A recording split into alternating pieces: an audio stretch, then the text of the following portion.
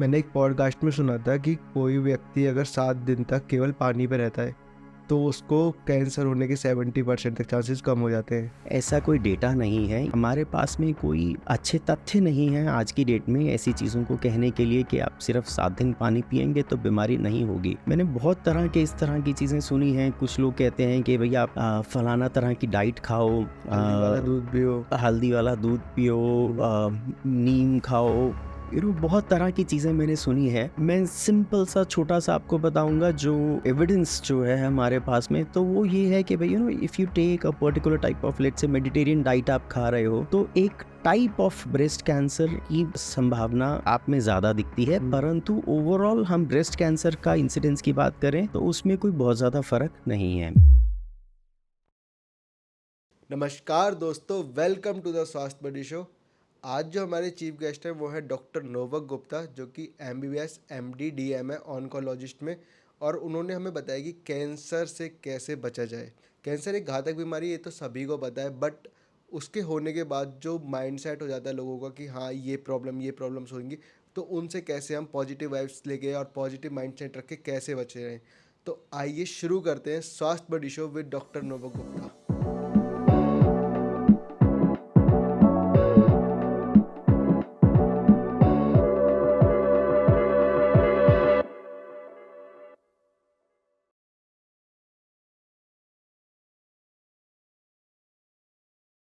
तो डॉक्टर, आप cancer specialist है, तो सबसे ज़्यादा कॉमन कैंसर आप कौन सा देख रहे हैं आज के टाइम पे? क्योंकि कैंसर ओवरऑल ही काफ़ी ज़्यादा बढ़ता जा रहा है, फैलता जा रहा है।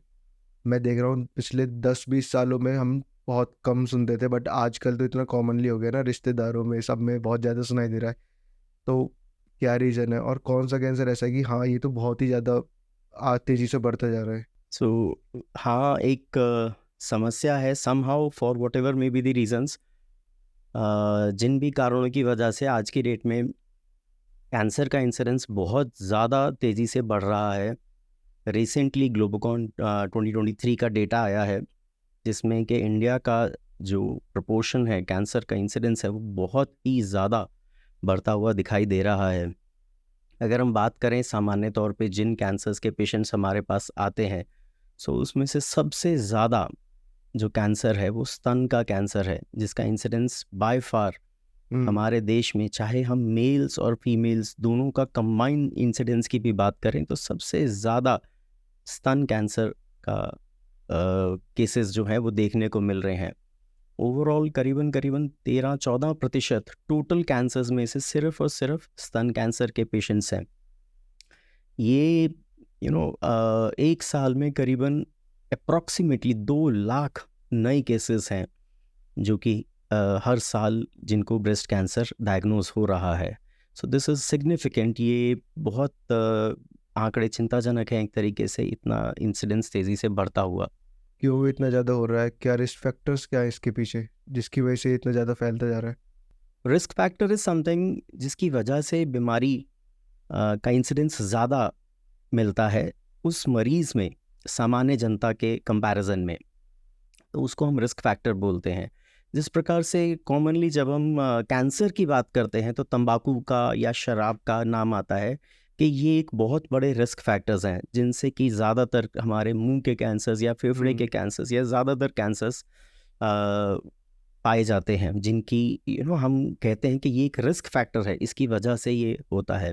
तो जब हम स्तन कैंसर की बात करते हैं तो इसमें सबसे बड़े risk factors are age and gender. Age and gender का मतलब हुआ कि उम्र, जैसे जैसे उम्र बढ़ती है तो कैंसर का रिस्क बढ़ जाता है।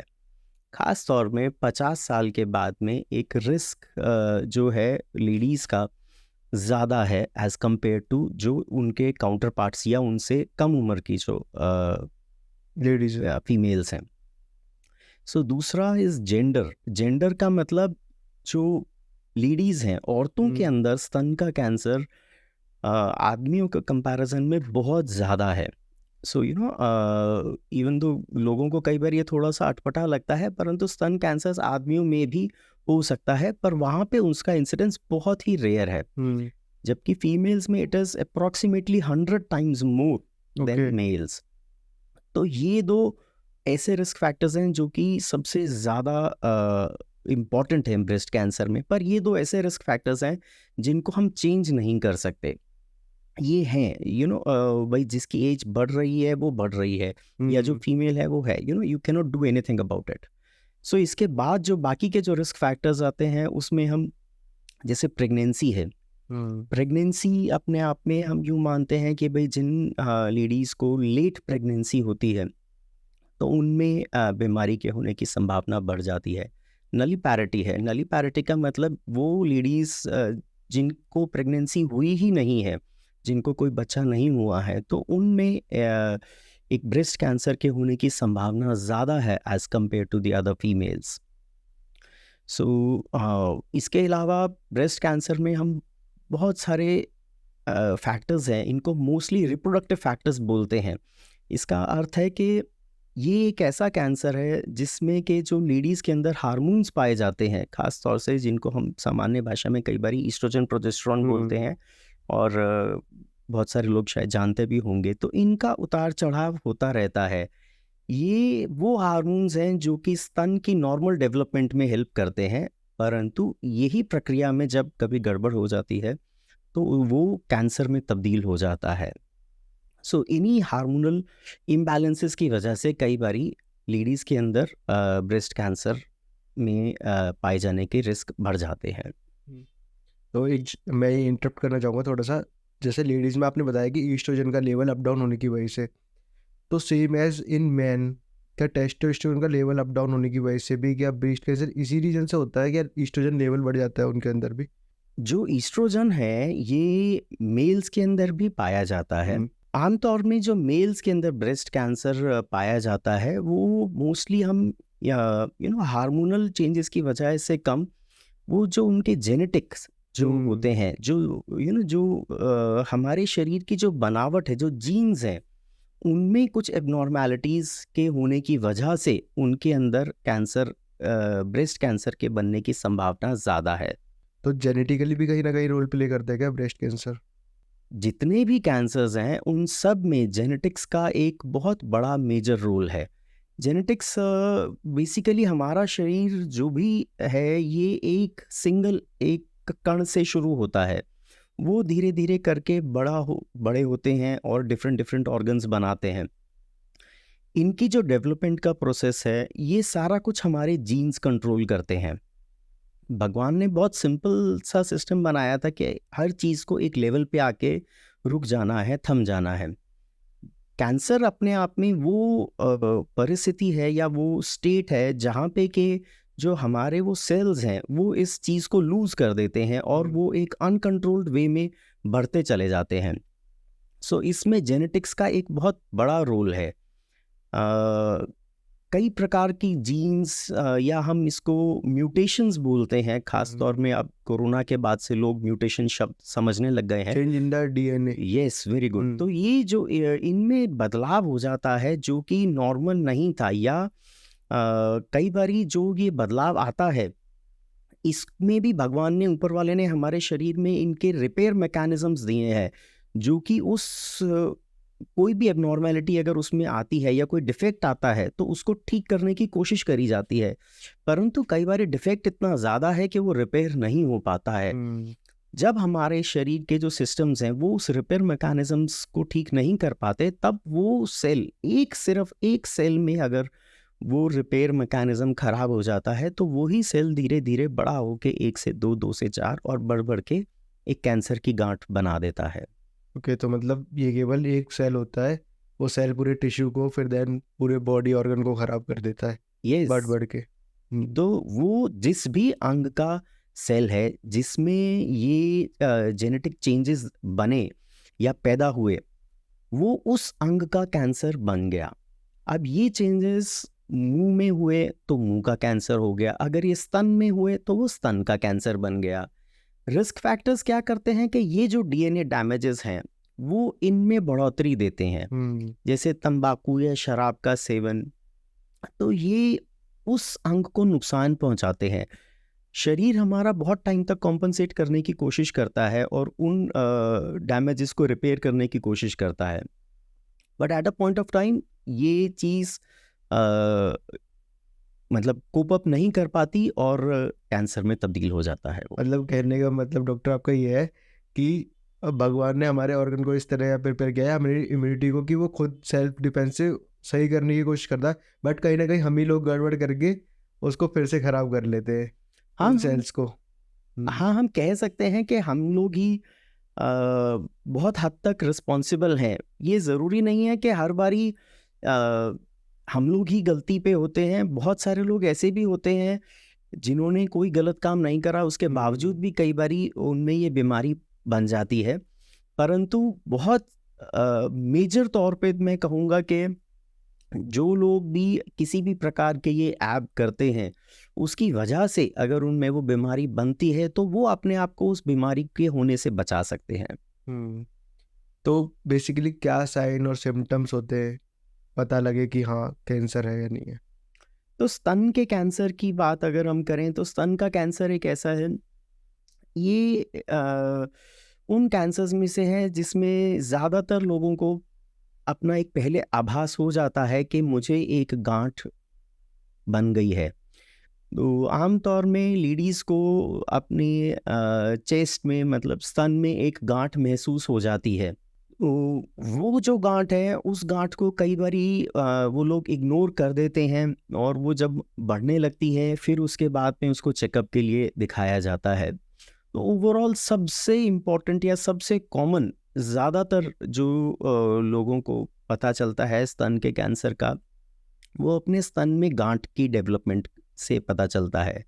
इसके अलावा और भी कई सारी चीज़ें हैं जो कि स्तन के कैंसर की तरफ एक संकेत पैदा कर सकती हैं, जैसे कि हमारी साइड में बगल में एक्जिला जिसको हम इंग्लिश में बोलते हैं, एक्जिला में या बगल में एक गांठ का बनना।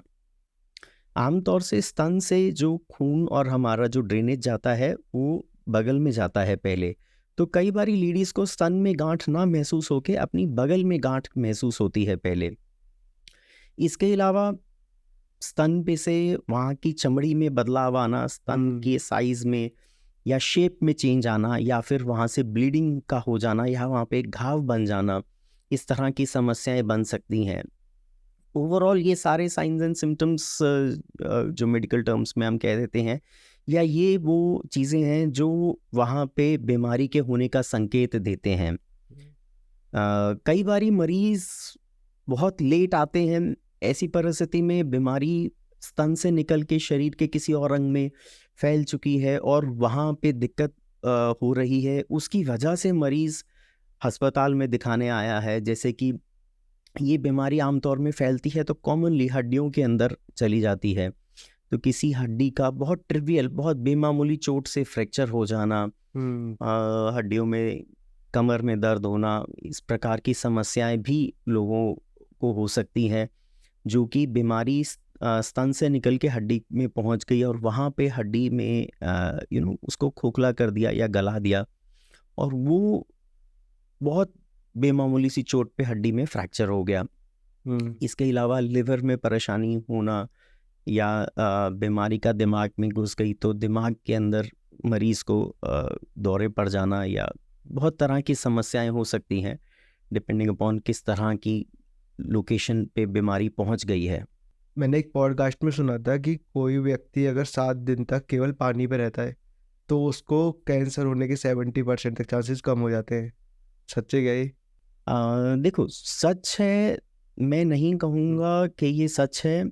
ओवरऑल अगर मैं यूँ कहूँ कि भाई कोई व्यक्ति 7 दिन पानी पे रहा है और उसको कैंसर से होने की संभावना कम हो गई, ऐसा कोई डेटा नहीं है। ये इट इज़ मोर लाइक कि भाई आज की डेट में क्योंकि बीमारी इतनी ज़्यादा बढ़ रही है एंड हम लोग अभी भी अनभिज्ञ हैं कि भाई क्यों इतनी तेज़ी से बीमारी बढ़ रही है। We are just trying to find out reasons कि भाई ये फलाना वजह से हो गया या ये फलाना वजह से हो गया। It is more like that. Data इस तरह की चीज़ों को सपोर्ट नहीं करता है। हमारे पास में कोई अच्छे तथ्य नहीं हैं आज की डेट में ऐसी चीज़ों को कहने के लिए कि आप सिर्फ 7 दिन पानी पिएंगे तो बीमारी नहीं होगी। मैंने बहुत तरह के इस तरह की चीज़ें सुनी हैं। कुछ लोग कहते हैं कि भैया आप फलाना तरह की डाइट खाओ हल्दी वाला अ, दूध पियो। हल्दी वाला दूध पियो, नीम खाओ, बहुत तरह की चीज़ें मैंने सुनी है।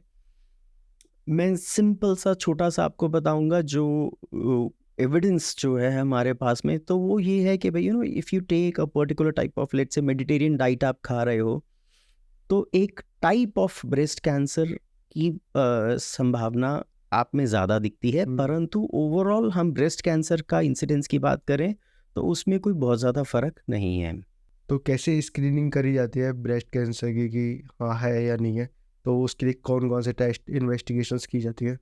तो स्क्रीनिंग का अर्थ हुआ कि हमने बीमारी को अम, एक समय से पहले पकड़ लिया। जब वो दिक्कत पैदा करने लगी उससे पहले ही हमने बीमारी को पकड़ लिया। तो स्क्रीनिंग एक बहुत ही अच्छी चीज़ है। बुरी चीज़ ये है कि हमारे देश में स्क्रीनिंग अभी बहुत ज़्यादा नहीं की जाती है, जबकि वेस्टर्न वर्ल्ड में स्क्रीनिंग के ऊपर बहुत फोकस है। वहाँ पे मरीज़ बहुत स्क्रीनिंग कराता है। हम हुँ। एक हेल्थ केयर के मामले में मैं कहूँगा या मैं समझता हूँ कि पेशेंट्स आज भी बीमारी भी होने के काफ़ी टाइम के बाद में अस्पताल या डॉक्टर के पास में आते हैं, और ख़ास तौर में कैंसर के डॉक्टर के पास में तो बहुत लेट आते हैं। तो स्क्रीनिंग की अगर हम बात करें, ब्रेस्ट कैंसर की स्क्रीनिंग के लिए बहुत सारी चीज़ें हैं। आमतौर में हम स्क्रीनिंग का एडवाइस देते हैं उन लेडीज़ को जो 50 साल से 75 साल के बीच में हैं। तो वो लेडीज़ अपना एक मैमोग्राफी हुँ। नाम से टेस्ट है, वो करवा सकते हैं। सो मैमोग्राफी अपने आप में एक टाइप ऑफ एक्स-रे है। इट इज़ अ वेरी मतलब बहुत सिंपल सा, जिस प्रकार से एक्स-रे होता है उसी प्रकार से ही है। उसमें स्तन को एक्स-रे से एक चेक करा जाता है। तो वो स्क्रीनिंग की तरह हम यूज़ कर सकते हैं। सो मोर देन 50 इयर्स में हम एडवाइस करते हैं कि आप एक बारी मैमोग्राफी करवा लीजिए। इसके अलावा अल्ट्रासाउंड करा जा सकता है। अल्ट्रासाउंड हम आमतौर में स्क्रीनिंग के लिए यूज़ नहीं करते हैं, हुँ, हुँ। बट अल्ट्रासाउंड उन लेडीज़ के लिए जिनकी उम्र कम है, उनमें बहुत बेनिफिशियल है।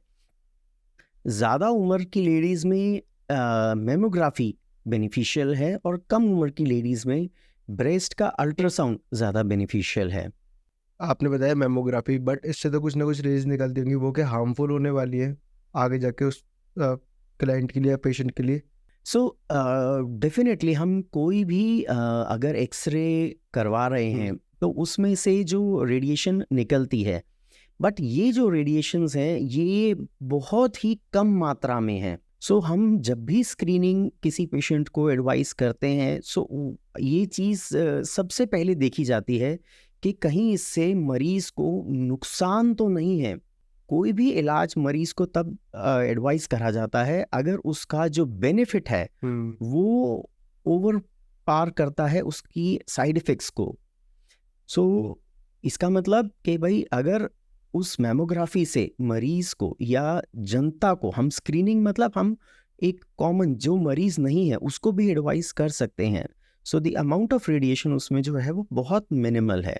तो एक टर्म आती है बायोप्सी करके, वो भी तो शायद की जाती है ना कैंसर को डायग्नोस करने के लिए? हाँ जी। हुँ। सो बायोप्सी और एफएनएसी ये दो जांच हैं।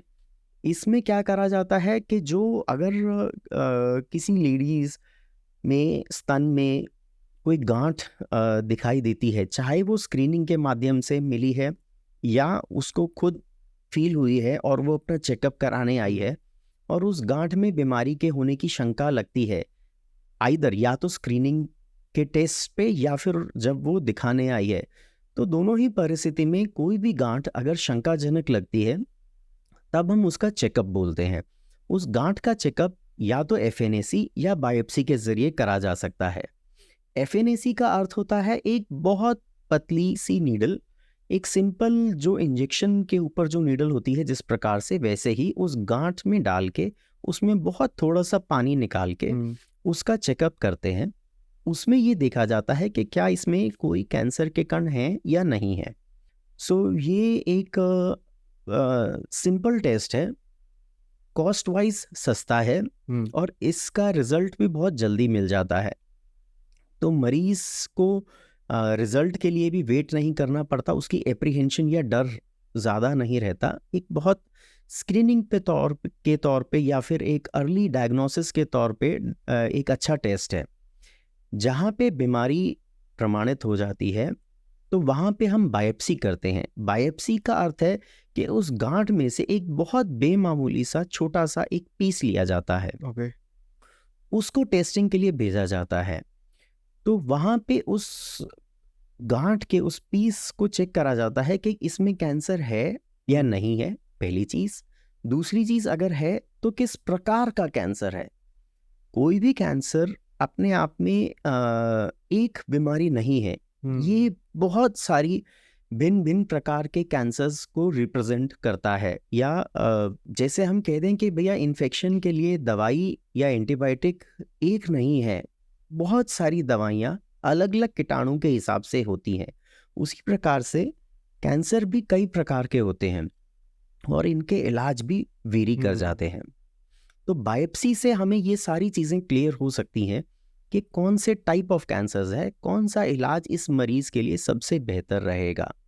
हमारे समाज में जो मैं देखता हूँ कि बहुत डर और भय है कि बायोप्सी या एफएनएसी कराने के लिए।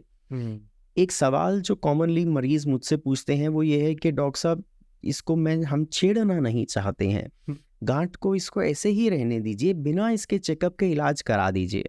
तो ओवरऑल ये एक सही वो नहीं है धारणा, कहूँगा मैं कि शायद what ever may be the reasons, समय के साथ एक जो कैंसर या इस बीमारी से रिलेटेड जो भय है, जो डर है, और इसको जो नहीं छेड़ने का या नहीं जांच कराने का जो भय समाज में बना हुआ है, वो शायद समय के साथ में ख़त्म होगा या कम होगा या डाइल्यूट होगा।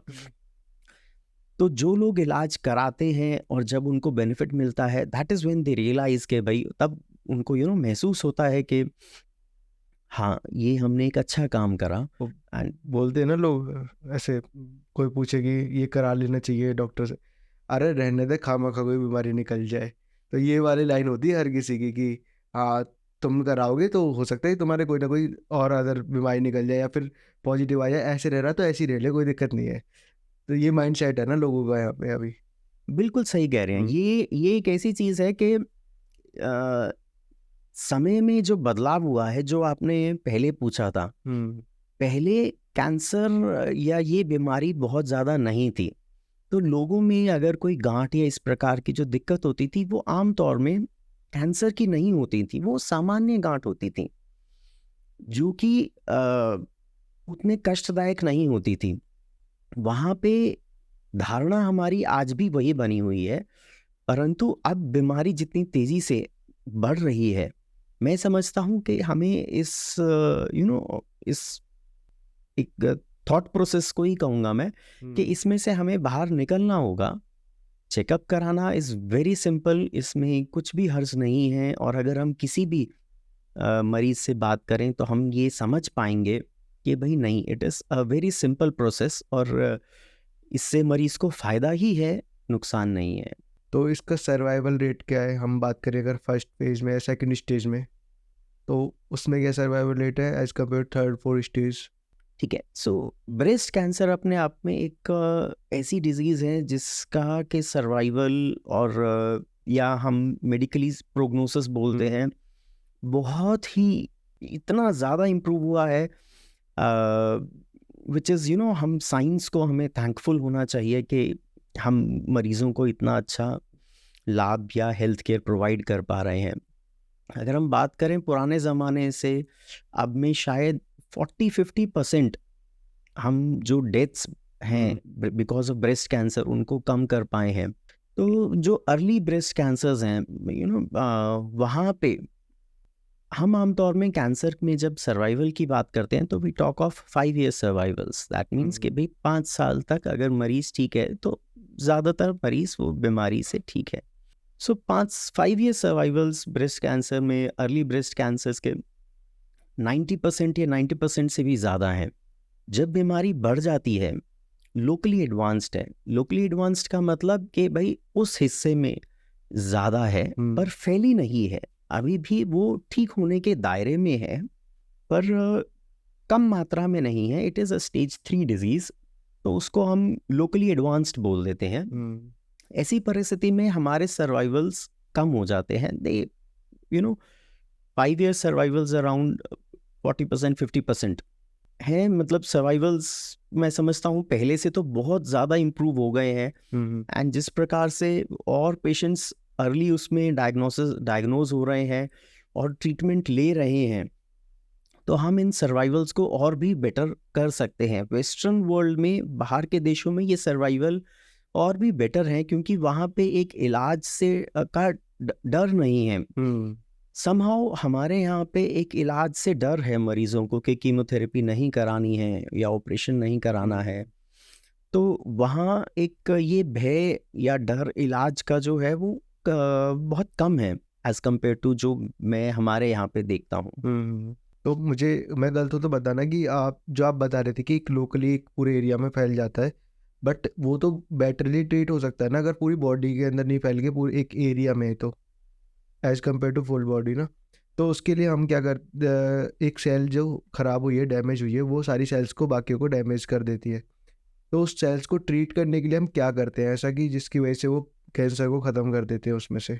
सो इट इज़ इसको अगर मैं आपको समझाऊं तो जैसे लोकली एडवांस का मतलब हुआ कि भाई it is still a stage 3 disease. Stage 4 जो हम बोलते हैं इज़ जब बीमारी अपने ठीक होने के दायरे से बाहर निकल के बाकी शरीर में पहुंच गई है। सो वो मेटास्टैटिक डिजीज़ बोलते हैं उसको, या स्टेज 4 डिजीज़ बोलते हैं। उस परिस्थिति में ठीक होने की संभावनाएं बहुत कम हो जाती हैं। जो लोकली एडवांस्ड है, मतलब बीमारी ज़्यादा है, वहाँ पे हम मरीज़ों में पहले कीमोथेरेपी करते हैं।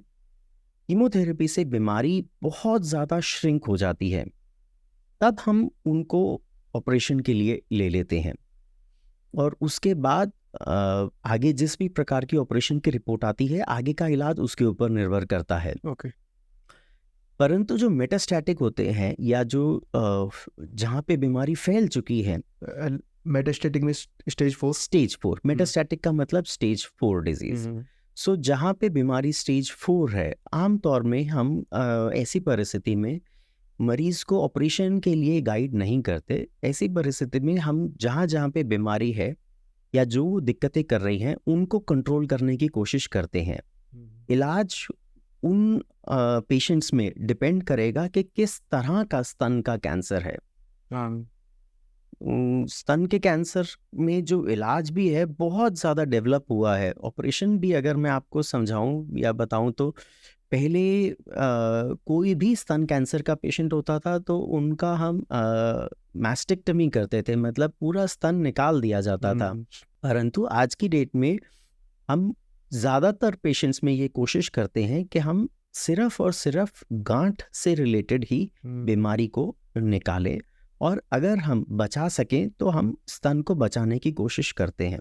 क्या साइंस है कैंसर के अंदर कि हमें जो इग्नोर नहीं करने चाहिए? कैंसर के अंदर जो साइंस हमें इग्नोर नहीं करना चाहिए, हम कॉमनली रेड फ्लैग्स बोल देते हैं इनको। ये बेसिकली हर अलग अलग कैंसर के वेरी कर सकते हैं, परंतु अगर हम स्तन के कैंसर की बात करें तो ख़ास तौर में भाई अगर हमें स्किन में डिम्पलिंग हो रही है, मतलब स्तन की जो ऊपर की चमड़ी है वो सिकुड़ रही है, जिस तरह से संतरे का ऊपर की जो लेयर होती है उस तरह की अगर वो होने लगे, बगल में गांठ आने लगे, अगर जो भी गांठ है उसका साइज बढ़ने लगे, वो अल्सरेट हो जाए, मतलब उसमें घाव बन जाए, तो ये सब चीज़ें हैं जो कि हमें इग्नोर नहीं करनी चाहिए। या मतलब अगर सांस फूल रहा है या कहीं हड्डियों में या जोड़ों में दर्द है जो कि ठीक नहीं हो रहा है, तो हमें ज़रूर एक बारी उसको दिखाना चाहिए कि भाई कहीं इसमें कोई बीमारी के होने की संभावना तो नहीं है।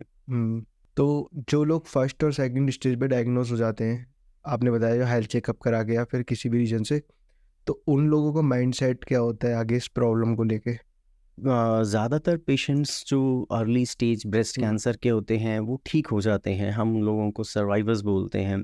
ये पेशेंट्स कुछ ऐसे होते हैं जिनकी एक टैबलेट्स, सिंपल टैबलेट्स कुछ समय तक चलती हैं, 5 साल या 10 साल तक चलती हैं। कुछ ऐसे होते हैं जिनका कोई ट्रीटमेंट नहीं चलता, वो एकदम ट्रीटमेंट फ्री हो जाते हैं। तो दोनों ही तरह के ये पेशेंट्स हमें समय समय पर 3 महीने पे या 6 महीने पे एक बारी दिखाने के लिए आ जाते हैं। और ओवरऑल ज़्यादातर पेशेंट्स को जिनको हम देखते हैं वो अपने इलाज के टाइम पे या उस टाइम पे जितनी चिंता में या स्ट्रेस में या घबराए हुए होते हैं, ये लोग उतने ही निखर के या चीयरफुल आते हैं जब वो इस बीमारी को जीत चुके होते हैं। मैं कहूँगा they are not just survivors, हाँ दे आर वो विक्टोरियस हैं, वो उस लड़ाई को जीत के आते हैं। और एक उनके चेहरे पे और उनके एक एक मेंटल उसमें भी आप एक स्ट्रेंथ को अनुभव कर सकते हो। ये लोग अपने आप में एक प्रेरणाजनक हैं उन मरीजों के लिए और लोगों के लिए जो कि बीमारी ग्रस्त होते हैं। और इन लोगों को देख के या उनसे मिल के या बात करके कई बारी एक बहुत ज़्यादा प्रोत्साहना या मोटिवेशन जो पेशेंट्स हैं उनको मिलता है। तो एक बहुत ग्रॉस डिफरेंस हमें देखने को मिलता है उस दौरान, इलाज के दौरान। जैसे मरीजों के कई बारी बाल गिर जाते हैं, चले जाते हैं, और लेडीज बहुत इस चीज़ को लेके परेशान होती हैं। मतलब इट इज़ बहुत ट्रॉमा है, एक मेंटल ट्रॉमा की तरह उसको वो लेती हैं। परंतु जब इलाज कंप्लीट हो जाता है, उनके बाल दोबारा आते हैं, and most of the time ज़्यादातर बहुत अच्छे एक हेयर ग्रोथ आता है। ओके। तो दे एक उनका अपना सेल्फ कॉन्फिडेंस काफी एक ज्यादा अलग build हो लेवल पे जाता है। आपको देखने को मिलता है। तो जो लोग मतलब बेटर हो गए या फिर जो लोग बिल्कुल अच्छी तरह से ठीक हो गए, तो उनका क्या डाइट रहना चाहिए, मतलब कैसी आगे की लाइफ होनी चाहिए? और जो लोग ट्रीटमेंट ले रहे हैं, तो ट्रीटमेंट के दौरान कैसा लाइफ स्टाइल होना चाहिए? उन दोनों में क्या डिफ्रेंशिएट हो जाता है? सो डाइट, जब इलाज चल रहा होता है तब जो डाइट है वो हम उस पेशेंट को एक्सप्लेन कर देते हैं। वो थोड़ा सा इट इज़ नॉट लाइक कि अगर मैं उसको सिंपल शब्दों में समझाने की कोशिश करूं कि आपको ये चीज़ खानी चाहिए या ये चीज़ नहीं खानी चाहिए। वो जो डाइट होती है जब कैंसर के लिए हम कीमोथेरेपी का इलाज करते हैं, इज़ मोस्टली टू प्रोटेक्ट। तो कीमोथेरेपी के दौरान मरीज की इन्फेक्शन से लड़ने की क्षमता थोड़ी सी क्षीण हो जाती है। इसलिए हम मरीज को थोड़ा सा कच्ची चीज़ें खाने से बचाते हैं या उनका अवॉइड करने के लिए समझाते हैं। चूल्हे के ऊपर या गैस के ऊपर, आंच के ऊपर पका हुआ कुछ भी मरीज ज़्यादातर खा सकता है।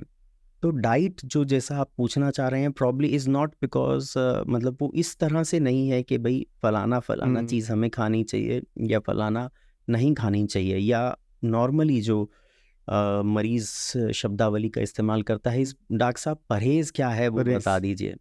सो वी डू नॉट इसमें बहुत ज़्यादा परहेज़ वाला सिस्टम नहीं है। इट इज़ मोर लाइक कि हमें मरीज़ को इन्फेक्शन होने से बचाने के लिए खाना किस प्रकार खाना है या क्या चीज़ें खानी है वो समझाते हैं।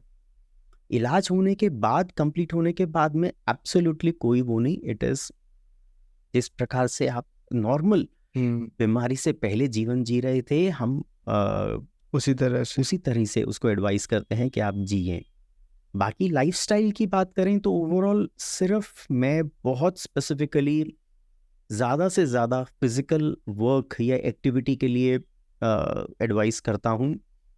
बहुत अच्छा हमारे पास में रिसेंट डेटा भी आया है कि ब्रेस्ट कैंसर सर्वाइवर्स जो कि ज़्यादा फिज़िकल एक्टिविटी करते हैं, चाहे वो मॉर्निंग वॉक है, साइकिलिंग है, योगा है, तो वो उन लोगों में जो सर्वाइवल्स हैं, हमारे ओवरऑल सर्वाइवल वो बेटर हैं एज़ कम्पेयर टू उन पेशेंट्स से जिनका के एक सेडेंट्री या बैठे रहने का लाइफस्टाइल है। बहुत ज़्यादा ये भी हमें देखने को मिलता है कि घरों में मरीज को कि ये बीमार है उसको उसको बेड रेस्ट पे डालने की कोशिश करी जाती है। तो I am not in favour of that. मैं मरीज को बहुत ज़्यादा प्रोत्साहित करता हूँ कि आप जितना ज़्यादा एक्टिविटी करेंगे उतना ज़्यादा आप बेहतर महसूस करेंगे, बिकॉज विथ फिजिकल एक्टिविटी हमारे अंदर के जो एंडोर्फिन्स वगैरह भी जो रिलीज होते हैं, एक सेंस ऑफ वेल बीइंग हमें इंसान को मिलती है उससे। तो ये तो बेटर है, बट एक ना मैं अभी लास्ट पॉडकास्ट जो हमने किया था ना, उसमें एक कलर साइकोलॉजी की हम बात कर रहे थे, तो वो बता रहे थे कि जितना आप वाइट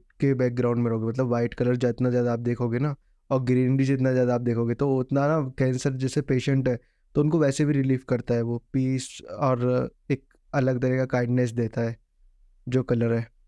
बाकी ये तो आपने मुझे बता दिया, बट क्या ऐसा भी हुआ है कि आपने कैंसर पूरी तरह से ट्रीट कर दिया, उसके बाद भी दोबारा से कैंसर हो गया, या फिर आप किसी और ऑर्गन को हो गया? सो ये दोनों चीज़ें जो आपने कही, ये दोनों ही बड़ी इंटरेस्टिंग है। हम इन चीज़ों को यूँ कहते हैं कि भाई चाहे एरोमा थेरेपी है या सराउंडिंग्स का जो हमारा एक हेल्दी हाइजीन कह लीजिए, तो ये चीज़ें एक अच्छा आभास देती हैं, एक एक पॉजिटिव मूड वाइब्स। को, हाँ, पॉजिटिव वाइब्स कह लीजिए, एक मूड को अपलिफ्ट करती हैं। बीमारी के ट्रीटमेंट से इनका कोई डायरेक्ट रिलेशन नहीं है, परंतु मरीज को एक बेटर फील करने के लिए ये चीज़ें एक हेल्पफुल हैं।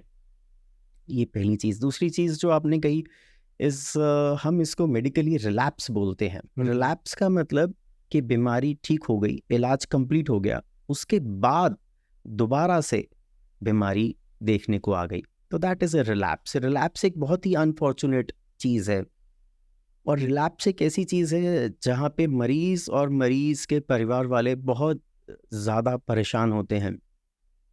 सो रिलैप्स, बट अनफॉर्चुनेटली एक ऐसा ट्रूथ है जो कि बहुत हम उसको ओवरलुक नहीं कर सकते या इग्नोर नहीं कर सकते। तो पेशेंट्स चाहे अर्ली स्टेज के हों या लोकली एडवांस्ड हों, वहाँ पे बीमारी वापस आ सकती है। चांसेस जो अर्ली स्टेज हैं वहाँ पे वो चांसेस कम हैं, जनरली अराउंड 15% के आसपास उन पेशेंट्स में बीमारी के वापस आने की संभावना है। परंतु जहाँ पे बीमारी लोकली एडवांस्ड है वहाँ पे रिलैप्स के चांसेस काफ़ी ज़्यादा हैं। तो रिलैप्स एक बहुत अनफॉर्चुनेट चीज़ है, परंतु रिलैप्स होने के बावजूद भी हमने पेशेंट्स को ठीक होते हुए देखा है, और यही एक रीज़न है कि हम पेशेंट्स को एडवाइस करते हैं कि आप फॉलोअप पे रहें, समय समय पर दिखाते रहें। तो क्या कॉस्ट आ जाती है इसकी, अगर हम ट्रीटमेंट की बात करें तो? या तो उसकी कीमोथेरेपी चल रही है, या फिर किस हिसाब से कॉस्ट आती है उसकी ट्रीटमेंट की? So cost of treatment again एक बहुत वेग बड़ा वो सवाल होगा, पर ये निर्भर कर जाता है कि किस तरह का इलाज है। जैसे कि अर्ली स्टेज के पेशेंट्स हैं, वहाँ पे सर्जरी होगी, कीमो की ज़रूरत हो भी सकती है या नहीं भी हो सकती। बहुत सारे ऐसे पेशेंट्स होते हैं जहाँ पे जो डिज़ीज़ है वो बहुत ही कम मात्रा में है, वहाँ पे सिर्फ और सिर्फ ऑपरेशन से भी मरीज़ ठीक हो सकता है। ख़ास तौर में जहाँ पे बीमारी का जो साइज़ है, टी साइज़ या ट्यूमर का जो साइज़ है, वो 1 सेंटीमीटर से भी कम है। अगेन ये भी बहुत निर्भर करेगा कि किस टाइप ऑफ ब्रेस्ट कैंसर का है। जैसे कि कुछ ब्रेस्ट कैंसर्स होते हैं जो कि ईस्ट्रोजन या प्रोजेस्टेरोन रिसेप्टर पॉजिटिव होते हैं या हार्मोन रिसेप्टर पॉजिटिव होते हैं। सो ये वो वाले ब्रेस्ट कैंसर्स होते हैं जिनका के आउटकम या प्रोग्नोसिस बहुत अच्छा होता है।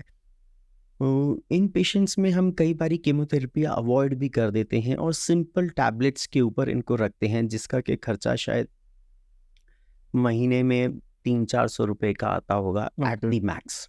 परंतु एक अलग सेट ऑफ पेशेंट्स हो जाएगा जहाँ पे के बीमारी या ज़्यादा है, बीमारी की मात्रा ज़्यादा है, या बीमारी का जो टाइप है वो एक एग्रेसिव टाइप ऑफ डिजीज़ है, तो वहाँ पे जो कॉस्ट ऑफ ट्रीटमेंट है वो बढ़ जाता है। वो अगेन डिपेंडिंग अपॉन कुछ बायोलॉजिकल्स, आजकल हम बहुत प्रिसीजन मेडिसिन, दैट मीन्स कि कौन सा टाइप ऑफ रिसेप्टर उस डिजीज़ में है, सिर्फ उसको टारगेट करने के लिए भी मेडिसिन हमारे पास में है। वो मेडिसिन पेशेंट्स के लिए बहुत बेनिफिशियल होती हैं और बहुत कम साइड इफ़ेक्ट्स होते हैं, परंतु अब वो मेडिसिन्स की जो फ्लिप साइड है वो ये है कि उनकी कॉस्ट बढ़ जाती है। तो वहाँ पे जो कॉस्ट है वो अराउंड 10 से 20-30 या 40,000 तक चली जाती हैं। तो कॉस्ट मैं समझता हूँ कि निर्भर करेगा कि किस तरह का इलाज उसका हो रहा है, या किस तरह की स्टेज में है, या किस टाइप ऑफ डिजीज़ में मरीज़ है। बट क्या हेल्थ इंश्योरेंस में काम करता है? सो हेल्थ इंश्योरेंसेस में कैंसर ट्रीटमेंट कवर होता है, परंतु ये बेस्ट रहेगा कि जो भी पेशेंट है वो अपने उन्होंने जिनके थ्रू पॉलिसी कराई है वो उनसे डिस्कस करे, क्योंकि इसमें बहुत सारे क्लॉजेस होते हैं। वो निर्भर करता है कितनी पुरानी पॉलिसी है, उसमें कैंसर का ट्रीटमेंट कवर्ड है कि नहीं है, और किस अमाउंट तक कवर्ड है। तो ये सारी चीज़ें जो भी पेशेंट है या जो इंश्योरेंस धारक हैं वो अपने जिनसे उन्होंने इंश्योरेंस लिया है वो उनको मच बेटर वे में गाइड करेंगे। परंतु डेफिनेटली कैंसर ट्रीटमेंट इंश्योरेंस से कवर हो सकता है। आज की डेट में तो स्पेसिफिक कैंसर स्पेसिफिक इंश्योरेंसेस भी अवेलेबल हैं पेशेंट्स के लिए। लाइक कैंसर कवर हमने एक पॉडकास्ट किया था पहले, तो उसमें जो फाइनेंशियल एडवाइजर थे उन्होंने हमें यही समझाया कि कैंसर ना आपकी फैमिली को, आपको और आपकी फैमिली को ना 3 तरह से करता है, पोजेस करता है, like physically, financially and mentally. तो अगर आपने कैंसर कवर या कोई भी ऐसा हेल्थ इंश्योरेंस लिया हुआ तो एक जो फाइनेंशियल प्रेशर है ना वो तो कम हो ही जाएगा। रोना धोना पहले दिन ठीक है, बट पॉजिटिव माइंड सेट रहना चाहिए ड्यूरिंग द पूरा प्रोसीजर जो भी चल रहा है कैंसर का। तो कोई सर्वाइवल स्टोरी लाइक दिस आप मुझे बताना चाहेंगे कि हाँ ये पेशेंट आपको ऐसा लगा हो कि यार ये तो बच जाना चाहिए था? सो मैं दोनों चीज़ों का जवाब देता हूँ। ये दोनों ही बहुत अच्छी चीज़ें हैं। वो जो उन्होंने कहा वो वाकई में सच है। हम देखते हैं कि कैंसर का ट्रीटमेंट एक नॉर्मल बीमारियों से बहुत अलग है। कैंसर का इलाज आमतौर में काफ़ी लंबा चलता है, जहाँ पे नॉर्मल बीमारियों का इलाज 3-4 दिन से हफ्ते 10 दिन चलता है। कैंसर में ये कई बारी महीनों या कई बारी सालों तक भी ट्रीटमेंट कंटिन्यू होता है। तो it is a long treatment, और जब भी हम इतने लंबे समय के इलाज की बात करते हैं तो डेफिनेटली जो मरीज़ और मरीज़ के साथ में जो लोग उसको इलाज करा रहे हैं, जो सगे संबंधी हैं, परिवार वाले हैं, उनके ऊपर भी एक बर्डन आता है।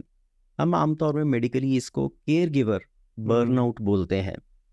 तो समय के साथ में जो केयर गिवर का मतलब जो उस मरीज़ की मदद कर रहा है या उसका इलाज करवा रहा है, वो भी बेचारे स्क्वीज हो जाते हैं। उनकी अपनी फैमिली लाइफ, उनकी अपनी प्रोफेशनल लाइफ, फाइनेंशियल या पैसे के जो इश्यूज हैं वो तो डेफिनेटली हैं।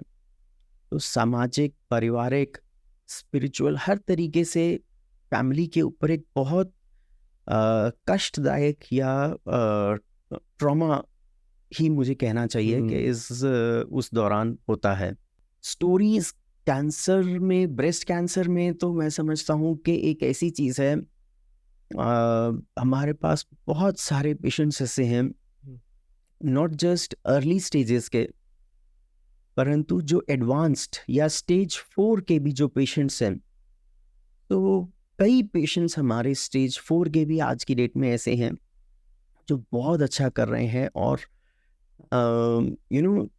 शायद वो जिस समाज में रह रहे हैं वहाँ पे कई सारे लोगों को मैं आई डू नॉट नो, पर मैं यूँ कहूँगा कि उनको अगर वो मिले उनसे या बात करें या उनको पता ना हो तो वो जज भी नहीं कर पाएंगे कि ये एक्चुअली में एक स्टेज 4 ब्रेस्ट कैंसर के पेशेंट्स हैं। सो ये साइंस है, उसने हमें इतने ब्यूटीफुल या वंडरफुल ट्रीटमेंट्स जो दिए हैं। कुछ पेशेंट्स का जैसे मैं आपको बताता हूँ, एक थे हमारे बहुत खास हैं। तो शी डेवलप, वो जब आई तो initial at presentation de novo metastatic disease थी। मतलब जब वो आई पहली बारी हमें दिखाने के लिए, उस टाइम पे ही ऑलरेडी बीमारी फैल चुकी थी। तो स्तन में गांठ थी, बगल में गांठ थी, उनको पीछे स्कैपुला में, जो हमारा ये कंधे की जो हड्डी होती है वहाँ पे बीमारी फैल चुकी थी, नीचे कूल्हे की हड्डी में बीमारी फैल चुकी थी, और टांग की हड्डी में बीमारी फैल चुकी थी। सो हम लोग इसको आमतौर में अब बोलते हैं ओलिगोमेटास्टैटिक, मतलब बीमारी फैली तो है हम्म परंतु वो जिन जिन जगहों पे गई है वो बहुत सीमित है। हम्म और हमने कोशिश करी कि हम इनको ठीक करने के पॉइंट ऑफ व्यू से, एक एग्रेसिव पॉइंट ऑफ व्यू से ट्रीट करेंगे। एंड वी स्टार्टेड हर, तो ट्रीटमेंट स्टार्ट करा। She responded nicely. बाद में हमने पेट सिटी करा, तो सीआर में कंप्लीट रिस्पॉन्स, मतलब बीमारी पेट स्कैन में कहीं पे भी नहीं दिख रही थी, ऑलमोस्ट हम्म सीआर में वो चली गई थी पेशेंट। सो पेशेंट का देन शी अंडरवेंट सर्जरी। फिर उसके बाद में उसका एक स्टेज 4 की बजाय जिस प्रकार से हम अपने स्टेज 3 के पेशेंट्स का इलाज करते हैं, करीबन करीबन उस प्रकार से हमने उसका इलाज करा।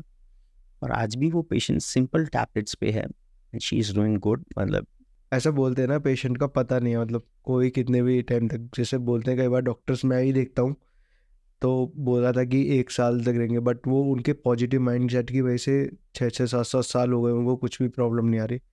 तो ये एक पॉजिटिव माइंड सेट भी काफ़ी ज़्यादा रिलायबल चीज़ है कि हाँ, अपना रखोगे तो वैसे भी कोप अप कर जाओगे इस बीमारी के साथ। तो डेफिनेटली मैं ये चीज़ से बिल्कुल एग्री करूँगा कि एक पॉजिटिव माइंडसेट बहुत ही अच्छी चीज़ है। शायद ये इसलिए ज़रूरी है, जो मुझे लगता है कि जो लोग ये पॉजिटिव एटीट्यूड रखते हैं या एक फाइटिंग स्पिरिट रखते हैं, ये वो लोग हैं जो कि ट्रीटमेंट के दौरान गिव अप नहीं करते, हताश नहीं होते। एंड दे जिस प्रकार से एक बच्चा एक उसमें डटा रहेगा कि मुझे ये करना ही है, तो वो उसको अचीव कर लेता है। तो उसी प्रकार से वो जो फाइटिंग एटीट्यूड से जब वो मरीज अपना लगा रहता है, तो he has a much better chance. मतलब जो बाकी मरीज हैं, बहुत सारे मरीज कई बारी कुछ साइड इफ़ेक्ट्स आने पे या कुछ दिक्कतें आने पे, चाहे फाइनेंशियल्स हैं, पैसे की दिक्कत है या परिवार की दिक्कत है, पे इलाज छोड़ देते हैं, ट्रीटमेंट डिसकंटिन्यू कर देते हैं। उनके कंपैरिजन में वो पेशेंट्स जो समहाउ अपना ट्रीटमेंट को कंटिन्यू करते हैं, उनके आउटकम्स डेफिनेटली बेटर हैं। एंड आई थिंक उसमें ये पॉजिटिव एटीट्यूड, ये फाइटिंग स्पिरिट बहुत बड़ा रोल प्ले करती है। थैंक यू डॉक्टर, इतनी सारी नॉलेज देने के लिए अबाउट द कैंसर। और मैं चाहूँगा जो ऑडियंस हमारी देख रही है वो एटलीस्ट एक जो आप टेस्ट बता रहे थे वो सारे टेस्ट तो करा ही ले, एक पहले से स्क्रीनिंग करा ले अपनी, ताकि इन फ्यूचर कोई प्रॉब्लम ना हो। और आप जैसा बता रहे हो कि स्टेज 1 और स्टेज 2 पे तो वैसे भी कवर अप हो ही जाता है विद ऑल कैंसर्स। तो thank you doctor, thank you for giving your valuable time on the show. Thank you so much. Thank you.